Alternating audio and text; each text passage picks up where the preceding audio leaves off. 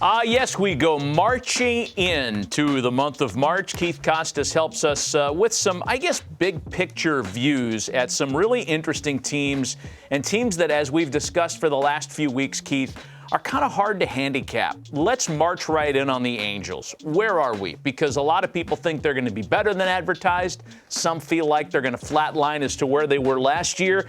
Here are some of the particulars. This is the Braves, actually. We got Snit and Alex Anthopoulos there. That's good. I like that. Hit you with the wrong photo. But let's start with the Angels. Where are we with them? Well, I think, guys, that the Angels marching band, they're going to be playing a pretty similar tune to the one we've heard for the last handful of seasons. Still not enough pitching, as we've discussed ad nauseum throughout this offseason, but always going to be a good late-night tune-in if you can catch a Mike Trout at-bat, or perhaps the last at-bats of Albert Pujols' career as he's entering the final season of his contract. So still some box office attraction there, but I don't think it's really going to move the needle in the standings at the end of the day. Ouch. I will respectfully disagree. I think the Angels are going to be better than advertised for a few reasons. I think Griffin Canning steps up as a premier starter in the American League this year. All the peripherals are pretty good on him.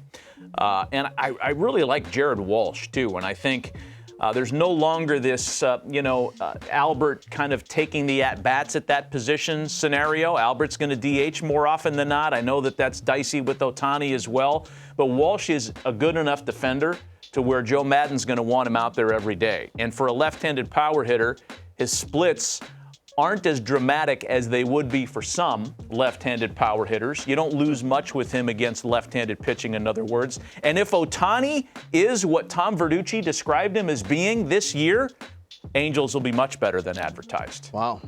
One little Tom Verducci interview, and Matt's all in. Just one. All in. Where are you with There's still a mystery. I'm a lot with Keith. I don't know if they've got over that hump yet. And there's a couple guys that can sway it that are still out there, free agents. And I really think there's a pitcher out there. I know you've been high on Odorizzi with them all winter. He may be the difference maker because, as we talked about with the White Sox earlier, imagine Dallas Keuchel being a 1 or a 3 in your rotation. If Odorizzi comes in, all of a sudden Quintana and everybody are pushed down. And it just takes that heat off and it gives you a better matchup. I don't know. Be interesting. Okay, let's move on to the next roster. Right. Keith, march in with Kevin Cash and the Tampa Bay Rays. Well, I think I could say a similar thing to what I said about the Angels. It'll be a similar tune, and that tune is basically do not bet against the Rays, even if you can't quite see how it's going to play out throughout the season. You just have some level of confidence in the moves that they've made. I could see any and all of the pitchers that they picked up for that starting rotation working out. Fast forward 6 months, would we be surprised if the rest of the league was saying, man, we could have had Rich Hill, we could have had Michael Wacha, and the Rays somehow have seen something that works for their roster? And then obviously the biggest point of interest for the Rays going into the season is what if Randy Arozarena is who he was last season, and that'll be the top thing for me and everybody else I would assume to be watching for the Rays this year. Yeah, I would agree. A lot of ifs, right? Can Wacha, Archer, and Rich Hill put back the innings left behind by Snell and Morton? Nope.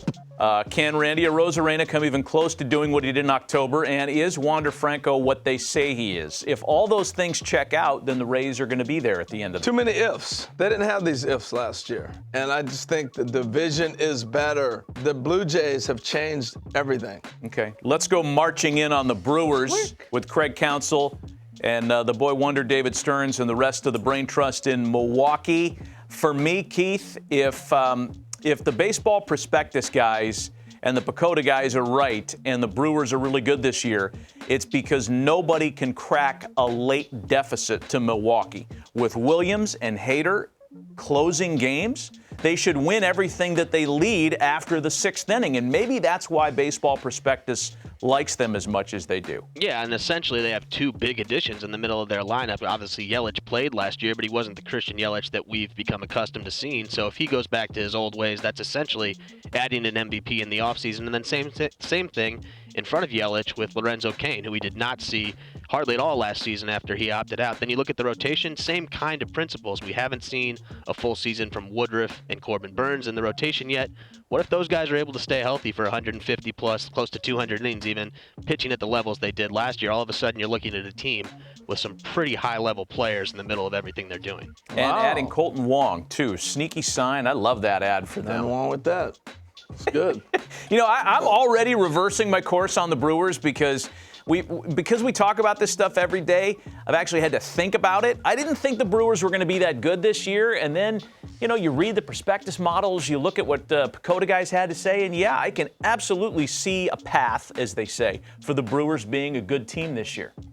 Well, I think the road is going to go through Pittsburgh. It just is. With the Cardinals, with the Brewers, everybody, they're going to have to beat up on Pittsburgh. They're going to play them 19 times. Okay. And whoever wins the most amount of those games, as we've seen in years past, So whoever beats up on the Pirates the most, you're saying? it's going to be the difference. Fair. Boy, man, that'd be rough for the Pirates to consider themselves that team, but that's the reality That's of it. Right? reality. Seattle's been there. Yeah. Teams are there. That's right.